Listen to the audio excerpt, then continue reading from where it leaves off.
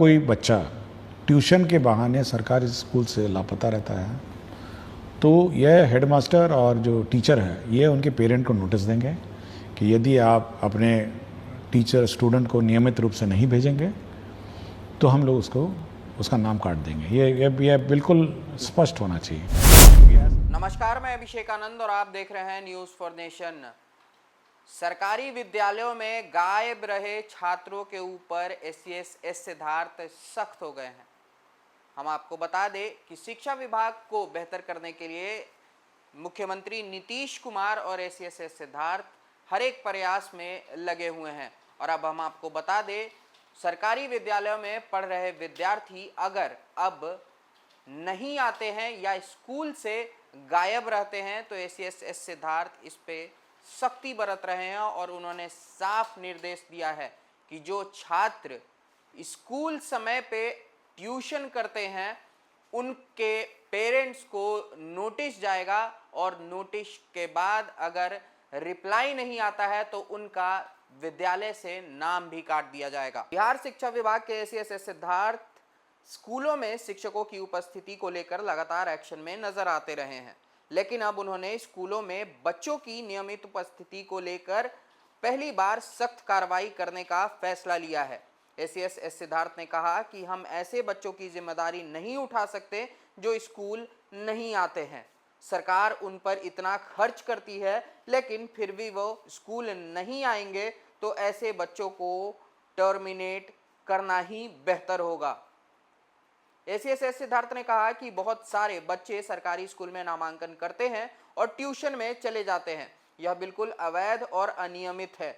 अगर कोई बच्चा ट्यूशन के बहाने स्कूल नहीं आता है तो प्रधान अध्यापक और स्कूल टीचर छात्र के पेरेंट्स को नोटिस देंगे। अगर आपका बच्चा नियमित रूप से नहीं भेजेंगे तो उनका नाम काट दिया जाएगा। यह बिल्कुल स्पष्ट होना चाहिए।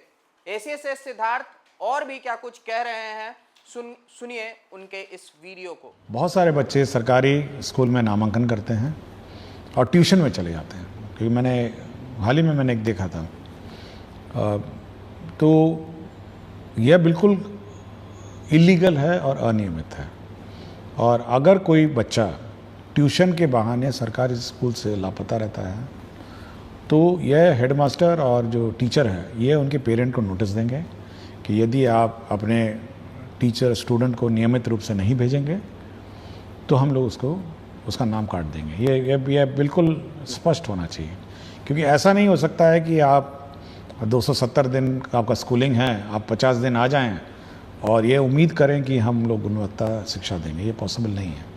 यह पेरेंट का भी दायित्व है कि बच्चे को सुबह से उठाएं, सुबह स्कूल भेजें और समय पे भेजें। और मैं चाहूँगा कि ये सख्ती टीचर्स भी बरतें और हेडमास्टर भी बरतें और पेरेंट्स को सचेत कर दें कि अगर आपका बच्चा नहीं आएगा, एक बार लिखित में दे दें कि भाई देखिए ऐसा है, आपका बच्चा फलाना दिन इस महीने में इतने दिन आया और इतने दिन नहीं आया। और ये बिल्कुल खेद का विषय है और इसमें अगर सुधार नहीं होगा तो हम आपके बच्चे को स्कूल से बाहर निकाल देंगे। आप ट्यूशन में पढ़ेंगे या कहीं और जाके पढ़ते रहेंगे और इस स्कूल में नहीं आएंगे तो अनावश्यक रूप से आप पूरे शैक्षणिक माहौल को बिगाड़ेंगे। तो इस टीचर्स और हेडमास्टर इस संबंध में सजग रहें और पेरेंट टीचर्स मीटिंग में पेरेंट्स नहीं आते हैं तब भी चेतावनी दें। थोड़ी कड़ाई करनी पड़ेगी। देखिए, शैक्षणिक व्यवस्था ऐसे नहीं हो सकती है। यह कोई ऐसा व्यवस्था नहीं है कि हम लोग वन साइडेड मेहनत कर रहे हैं और वहाँ पे अभिभावक इसको लाइटली ले रहे हैं या बच्चे बहुत लाइटली ले रहे हैं। नहीं, ये नहीं ले सकते। सरकार कितना पैसा इसमें डालती है, कितना टीचर बहाल कर चुकी है, कितने बुक्स आपको फ्री दिए हैं, कितना स्कॉलरशिप देती है, कितनी राशि इसमें व्यय होता है। इस व्यवस्था को लाइटली नहीं लिया जा सकता है। हम मेहनत करेंगे तो अभिभावक को भी मेहनत करना पड़ेगा और बच्चों को भी मेहनत करके स्कूल में आना पड़ेगा। ये दोनों तरफ है। टीचर्स बहुत मेहनत कर रहे हैं, बिल्कुल ठीक बोली हैं कि इतनी मेहनत करती हैं, उसके बाद भी बच्चा अगर गायब हो जाएगा तो कार्रवाई हो जानी चाहिए। ये हम लोग कोई ऐसी व्यवस्था नहीं हम लोग चाह रहे हैं कि एक तरफा हम मेहनत करते रहें और दूर से बच्चा ही नहीं आए और बच्चा भाग जाए।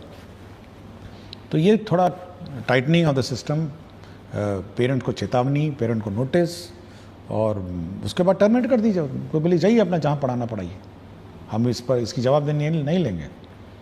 आप 50 दिन नहीं आएंगे तो क्या जवाबदेही लेंगे आपकी पढ़ाई का? कॉलेज में ट्राई करिए, आपका अटेंडेंस नहीं होगा तो एग्ज़ाम लिखने नहीं देगा। प्राइवेट स्कूल में 3 दिन अगर नहीं आएंगे, 4 दिन नहीं आएंगे, सप्ताह भर नहीं, अगले दिन टीसी दे देगा आपको।